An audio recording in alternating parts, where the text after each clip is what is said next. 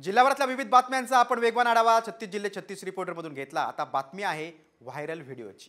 तुम्ही हॉटेलमध्ये जाऊन चमचमीत जेवणावर ताव मारत असाल तर ही बातमी पहा, नक्की पहा। थुंकून तंदूर रोटी बनवणाऱ्या व्यक्तीचा व्हिडिओ व्हायरल होतोय। तो व्हिडिओ पाहिल्यानंतर तुम्ही हॉटेलचं जेवण खाणं सोडाल। हे आरोग्यास धोकादायक असल्यानं आम्ही या व्हिडिओची पडताळणी केली। मग काय सत्य समोर आलं पहा हा खास रिपोर्ट। सावधान, तुम्ही खाताय थुंकलेली तंदूर रोटी।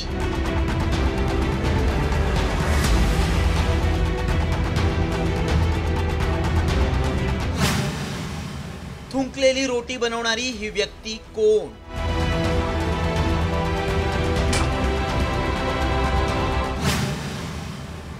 व्हायरल व्हिडिओ मागचं सत्य काय?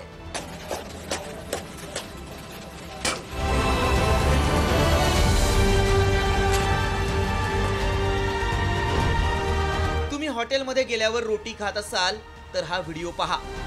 हा व्हिडिओ पाहिल्यानंतर तुम्हाला तंदूर रोटीच काय, हॉटेलमध्ये जाऊन जेवणाचीही इच्छा होणार नाही। रोटी बनवताना हा कुक आधी रोटीवर थुंकतो आणि मग रोटी भाजतो। हा व्हिडिओ नीट पहा। 43 सेकंदांचा हा व्हिडिओ आहे। या व्हिडिओत एकूण 4 व्यक्ती दिसतायत। एक जण तंदूर रोटी बनवतोय तर तिघे त्याला मदत करतायत। यावेळी ही व्यक्ती तंदूर बनवताना आधी पीठ हातात घेते, नंतर रोटी बनवते आणि त्यावर थुंकून मग ही रोटी शेकवली जाते। हाच व्हिडिओ आता व्हायरल होतोय। हा व्हिडिओ कुठला आहे? आपल्या महाराष्ट्रातला आहे का? रोटीवर थुंकून ती का बनवली जातीये असे अनेक प्रश्न उपस्थित होत आहेत। थुंकून रोटी बनवणं हा अघोरी प्रकार आहे। यामुळे लोकांचं आरोग्यही धोक्यात असल्यानं या व्हिडिओची आम्ही पडताळणी सुरू केली। अनेक लोक हॉटेलचं जेवण चवीचवीनं खात असतात, त्यामुळे हा व्हिडिओ कुठला आहे याची पडताळणी आमच्या टीमनं सुरू केली। अनेक वेबसाईट्स पाहिल्या, व्हिडिओ गुगल रिव्हर्स करून पाहिला, त्यामुळे आमच्या पडताळणीत काय सत्य समोर आलं पहा। थुंकून तंदूर रोटी बनवणारा हा व्हिडिओ महाराष्ट्रातील नाही। व्हायरल व्हिडिओ उत्तर प्रदेशातील ग्रेटर नोएडा मधील आहे। हॉटेलमध्ये जेवायला आलेल्या व्यक्तीनं हा व्हिडिओ बनवलाय।